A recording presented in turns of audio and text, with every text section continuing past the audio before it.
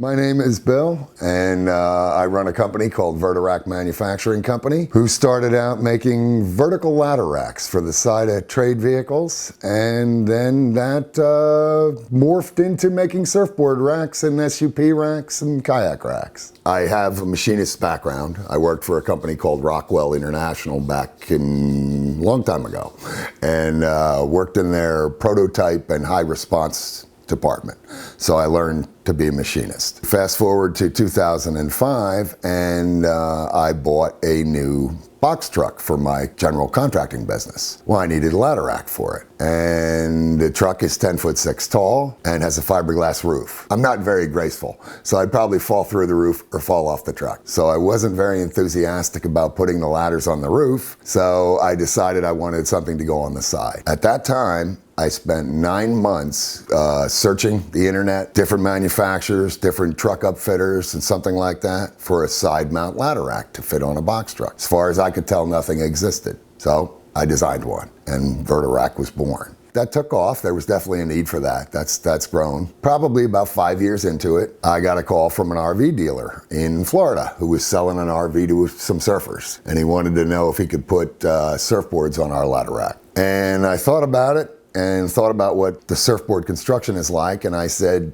you probably could, but I don't think it would be a good idea. I said, but let me think about it, and that started me thinking. So then I did my homework. I looked into surfboard construction, paddleboard construction, and realized that you have this very light, very fragile, very large board that you need to hold, and you need to hold it tight so it doesn't fly off the side of the vehicle, but you also need to be gentle, and it can't contact metal or anything else. So I totally redesigned what was our ladder support arm to a surfboard support arm.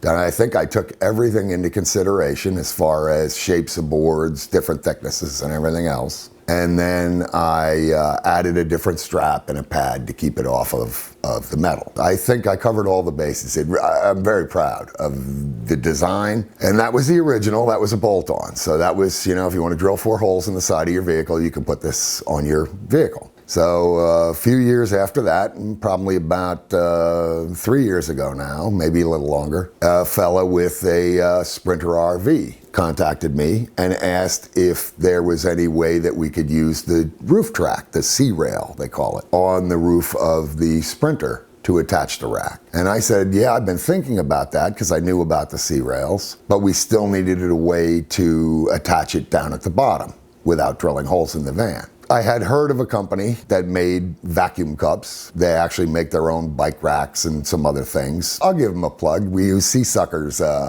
vacuum cups, and they make the best. They have all stainless steel components, and they hold their vacuum the longest. I really did my homework. I had every single vacuum cup on the market in my building stuck to every flat surface for a month and made sure that I was getting the best of the best. It took about 9 months to work this design out for the fella, because instead of having a rack that was in a fixed position on the side of the van, now what I was doing was developing a rack that could go in a track that went all the way down the roof of the van from front to back. Well, that track is perfectly straight and perfectly level. But if you look down the side of a Sprinter or any of these other high roof vans, they're not perfectly flat or perfectly level in any direction at any point. So what I had to do was I had to think of, okay, so now I need a way to mount to the track. I need a method to adjust the depth of the rack off of the van. I can no longer have a fixed angle between the horizontal member and the vertical member, because as you move it down the side of the van, you're going to want to be able to adjust it in and out, which is going to change the angle of the connection. I figured, okay, I needed a sliding mechanism on the top. Now I needed an adjustable angle on the knuckle, and then I needed the vacuum cups down at the bottom, but they had to be adjustable because the sides of these vans are covered in grills and outlets and everything else, so you had to be able to put them wherever you could. One really tough problem to solve was the vacuum cups would be hitting the van, but it could be at off angles, not perfectly parallel to the face of the vacuum cup. So I came up with a stainless steel ball swivel for that connection. So no matter where the rack is on the side of the vehicle, if the verticals are this far apart or they're 10 feet apart, you can adjust the rack to fit the van perfectly. And then you can adjust the rack to fit your boards perfectly.